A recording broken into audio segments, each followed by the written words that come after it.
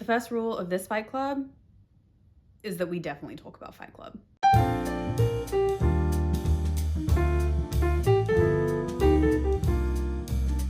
Coming to you live from the polar vortex. Right, before we get into this is ridiculous. It's cold. It's cold, and when I say it's cold, it is cold, all right? Move to Canada, they said. It'd be fun, they said. I'm not having fun. I'm not having fun in negative 28 degrees with wind chill. Human beings can't live like this. That's what I've decided. So, welcome to Battle of the Books. This is a series that I'm starting where I'm going to be comparing and contrasting two books that I think have something in common, whether that's a common theme, they are in the same genre, they're by the same author. This is episode 1 of Battle of the Books.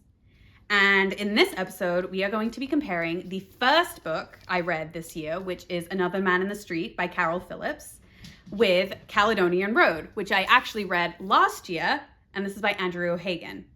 And as I was reading Another Man in the Street, I thought, man, there's a lot of parallels thematically between Another Man in the Street and Caledonian Road. It would be really interesting to talk about it.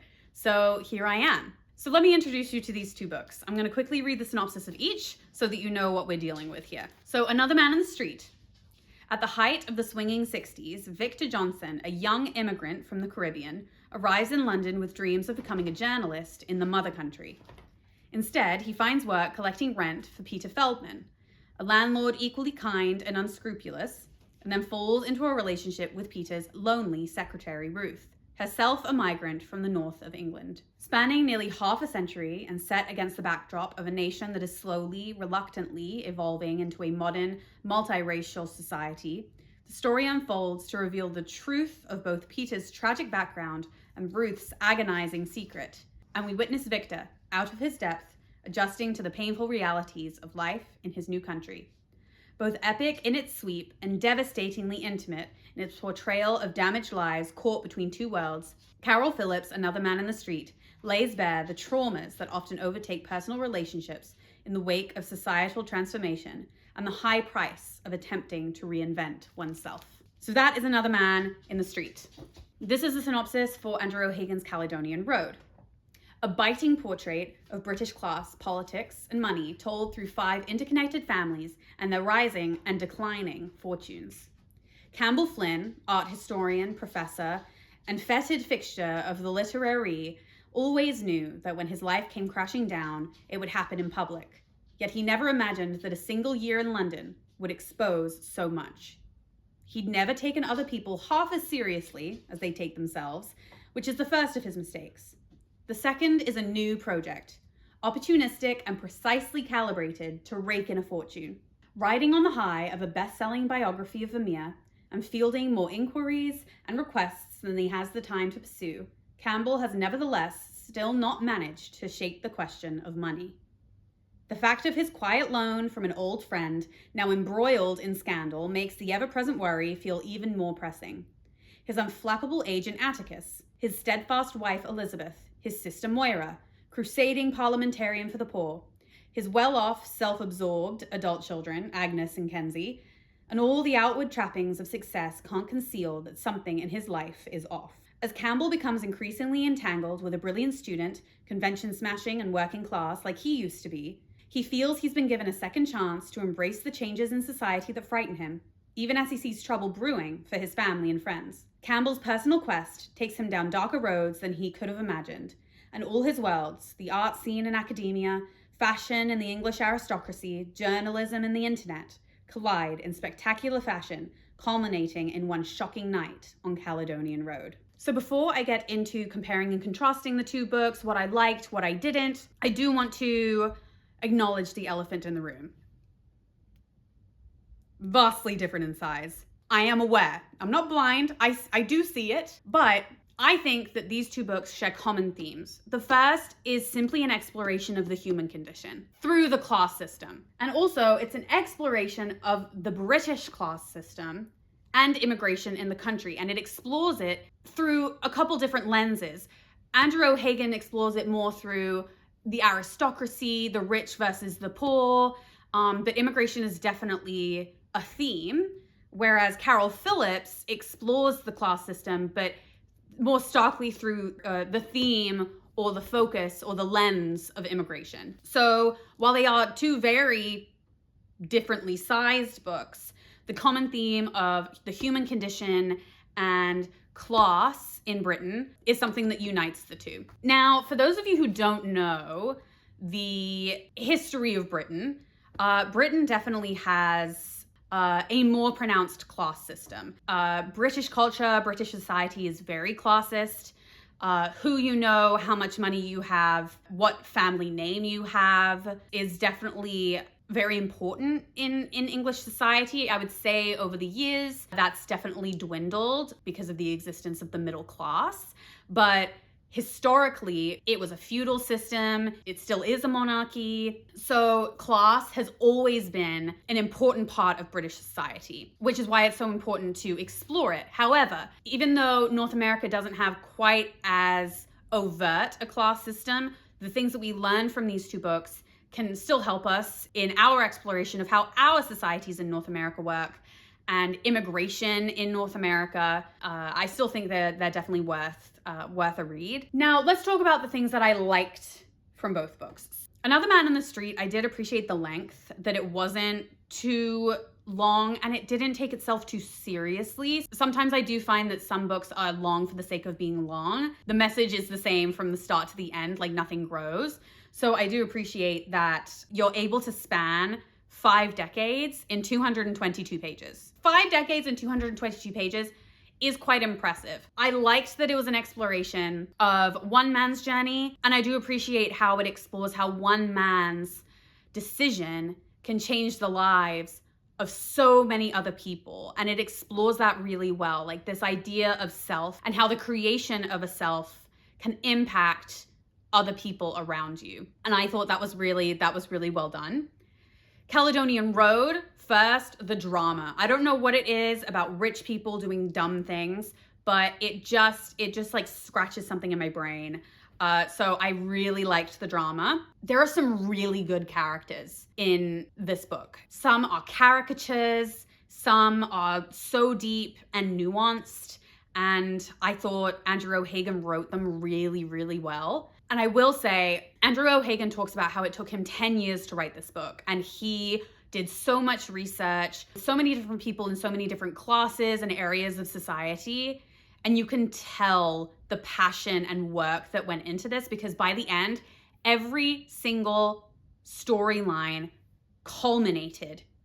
And it honestly boggled my mind how he was able to do that. Like, I understand why it took 10 years, because every thread connected. And it was so impressive to read. So I would like to share a quote from each book that I think really nicely encompasses the vibe of each book, the goal, and one of the messages of each book. So Another Man in the Street. You people think that if you're polite and pretend that something isn't happening, then it might just go away and not bother you again. I calmly let Victor know that it wasn't fair to just lump me in with other people, but he continued to raise his voice. I try like hell to listen and know when to smile and when to stand up for myself, but I'm too bashful for this place. Maybe my father was right when he said that I will just make a jackass of myself, but in all the time I'm in England, I never had to resort to sleeping in a telephone box or on a park bench, and I never played the part of the grateful colored man. I tried to be me, Ruth. Even when I wasn't sure of what I'm doing, I was always trying to hold on to some dignity. Maybe that's my mistake, that I try too hard to be dignified when I know full well that all you people see is the color and not the man. Oh, it's so good. What a quote. What a quote. Oh man, when I read that quote, my jaw hit the floor. I was like, that is a line. And I do think it so encompasses the heart of this book, the struggle of being an immigrant in a foreign land, in a country that you had such high hopes for, and realizing that like the rose-tinted glasses have come off and you're just stuck with the reality of what it means to be a stranger in a strange land. And then this is the quote from Caledonian Road. The house of cards inside us becomes shaky when we realize one day that we breathe no differently from our parents, and are nervous like them to hold the world steady. I think one of the unifying themes between these two books is that society is always in flux. Society is always changing, and we are constantly rushing to try and catch up with it. And some people are reluctant to that change. And as we age, we see that society is moving faster than we can change with it. Another Man in the Street looks at societal change through the lens of immigration, whereas Caledonian Road explores societal change through the lens of not only immigration, but also class, and how your last name and the number in your bank account does not protect you as much as it did, because society now has a means through the internet to hold people accountable in ways that we weren't able to before. So those are massive shifts in society. Now let's talk about some of the things in these books that I did not like. In Another Man in the Street, while some of the writing was gorgeous, it switched between 3 different types of POVs: first person, second person, and third person. And that really messed with my head because it's not a long book, so those changes feel really abrupt. And I also just hate second person POV. I hate it so much. I have never read an example of second person POV that didn't feel very strange and awkward. And they only did it when it was exploring the life of one character. But I can't, like, second person POV really does just like mess with my head so much, because I'm like, I know what I am doing. I'm reading your book. I'm not like this person. And I understand that it's a tool to try and foster empathy with the character, but it feels too awkward to me. And if anybody has examples of books that are written in second person that are actually not awkward, I would love to hear from you. My other concern with Another Man in the Street is that the timeline jumped around so much, and there was no like visual indication that the timeline had changed. In other books, it's if something's happening in the past, it's in italics, or it's done by chapter. So like one chapter is in the present and it has the date, and then the next chapter has a date at the beginning of the chapter that shows that it's in the past. This book did not do that, and it would switch back and forth between paragraphs. So if you're not like super paying attention, you're completely lost as to what's happening and what conversations are happening when. My other critique of this book is that I felt as if the synopsis did not do the book justice. It sounded as if it was going to be following Victor, and it doesn't really. I don't know if I'm remembering this right, but I don't remember Victor ever having a POV, or if he did, it's a very short POV where we're seeing things from his perspective. It's all other people surrounding him. And I just don't really understand the point of that, like why that decision was made. And also the POVs made things very confusing, because there was one section of the book where I had no idea who was talking. And then that person never came up again. So I'm very confused as to what that was and who that was. And my last thing is that none of the characters really had any redeeming qualities. Every character in this book just sort of annoyed me, and I didn't understand their motivations, and I didn't understand the decisions that they were making a lot of the time. So it was really hard to, just like understand, not have empathy, because I do think that Carol Phillips was able to foster empathy a lot of the time, but there were times where I was just like, golly, just like open your eyes or have a conversation. And that was like hard to read. For Caledonian Road, my main critique is that it was so long. It was so long. And by the end of it, I was like, golly. Listen, do I love an exploration of the British class system? Yes, I do. Do I need it to be 650 pages long? No, I don't. So where does that leave me? By the end of that book, it really did feel like I had run a marathon. And I know this might sound weird, but I was expecting Caledonian Road itself to be a character in the book, and I didn't feel that. And I don't know where I got that impression from, that was going to happen, but I didn't. And that was a bit of a shame. And my other critique is that there are so many characters in this book. He has a cast list in this book, and I'm going to show you this cast list.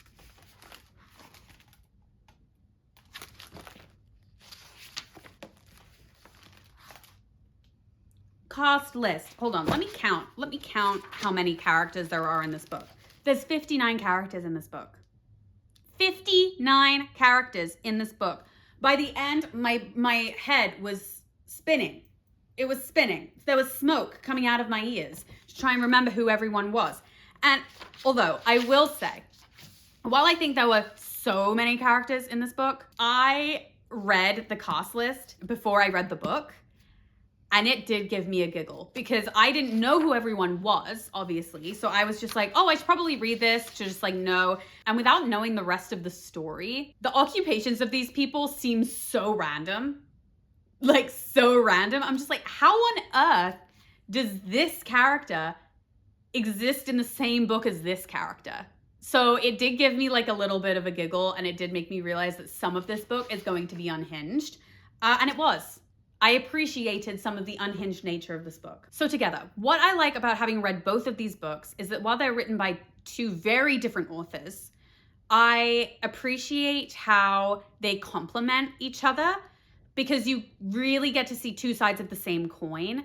And Another Man in the Street spans 5 decades starting from the 60s, whereas Caledonian Road is definitely more modern, explores the time of the dark web, and so it's definitely more modern day, but they explore the exact same things, just with a bit of a different flavor.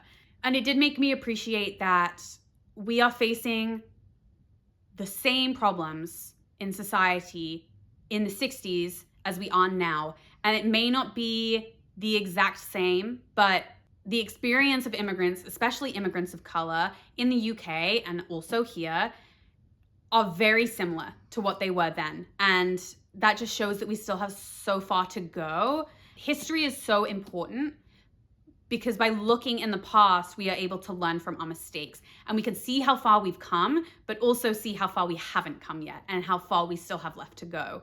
And how slow societal change can be in some instances. Sometimes society can change like that. And suddenly we're like, what? When did that happen? And then sometimes it's gradual and slow over time. And it's only when we look back that we're able to see how far we've come. And that's why I love books like this and reading books that have similar themes, but from two very different perspectives, from authors that have two very different lived experiences. Like, you cannot just read one without the other. You cannot just read books about class by a white Scotsman without also reading a book about class and immigration by a man who immigrated from St. Kitts. You know, you cannot have one without the other. Otherwise, you're not going to get a rounded view of the issue. Now, does each book achieve what it wanted to achieve? I read an interview with Carol Phillips from The Guardian, where when asked about what inspires his reading, he says it's the baggage that people bring when they go to another place and the baggage that they can never let go of. I think that he explored that quite well. Caledonian Road is described as a modern Dickensian novel. Now, what does that mean? Charles Dickens was one of the first to truly explore society of Victorian Britain. He was the first to explain the story of the street urchin, the story of the woman in the brothel, the story of the orphan, whereas previously a lot of stories were focusing on people in aristocratic families or people in court. And this was the first time where you really got into like the dirty alleys of London. And I think that in many ways, Andrew O'Hagan's Caledonian Road is a modern Dickensian novel because it explores society in that way. And Dickens was the first social novel. And Andrew O'Hagan has also written an incredible social novel, but just society now. And he's looking to explore the same questions. How does society work? How does it change? How do the people inside society change it? But how do they also perpetuate the hurts and the flaws within our social structure? So it's a really masterfully done societal exploration and an exploration of the human condition. Now, what do I rate each of these books? Another Man in the Street, I gave 3 stars. And that was only because the synopsis really let it down and the POVs really took me out of the story, which I thought was unfortunate because the lesson of this story is so good, but the changes in timeline were very sporadic. The exploration of the characters was maybe too quick. and it's only 222 pages. So, now with Caledonian Road, I give Caledonian Road 4 stars. It was a good book. I had some notes about it, but I also think it was too long. It was too long, and I do think that there is a middle ground between these two things. I think Caledonian Road was too long, and Another Man in the Street was too short. And there's a middle ground somewhere in here to explore these types of topics without it being such a mammoth, or without having to skirt over some themes that I wished would have been explored more. Like, I wish I could have got more of Ruth's story at the end. I wish we could have seen how she grew past the ending, because I think that was a missed opportunity. Do I recommend these books? Yes, I do. I recommend that you read them both so that you're able to see the societal exploration through both lenses. And is it fair to really compare these two when they're such different lengths? Yes, I do think it's okay. And I thoroughly enjoyed it. And it was a real head scratcher sometimes. And there were times when I read both of these and just went, oh, what a stab to the gut, you know? Like, what a cool out. How, like, I feel convicted in these moments. Yeah, so if you are looking for an exploration of society and the human condition, I highly recommend these two books. And if you have any recommendations for other books that explore societal change, especially in North America, I am British, so I appreciate explorations of the UK, especially because I'm so fascinated by the class system and how it has perpetuated over hundreds and hundreds of years, even though we now live in modern day. But I'm also very interested to learn about the class system in Canada, in the United States, and how they are similar and different to what's going on in the UK. That's my battle of the books for this week. There's no winner here. I think they're tied. I know that I gave Caledonian Road 4 stars and Another Man in the Street 3. But I think as companion pieces, they're really good together. So it's a tie. First episode is a tie. Is that a bit of a cop-out? I don't care. I make the rules. So I will be back next week with another video. I hope you enjoyed this. Please give me book recommendations that are either exploring similar themes by the same author in the same genre that you would love for me to compare, contrast, and give you my opinions on. Yeah, so until then, I'm gonna go read more books and have more unhinged opinions about them. Bye.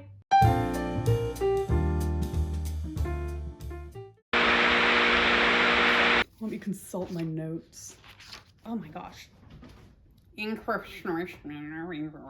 Another Man in the Street. Whoa! Please read the synopsis. Okay,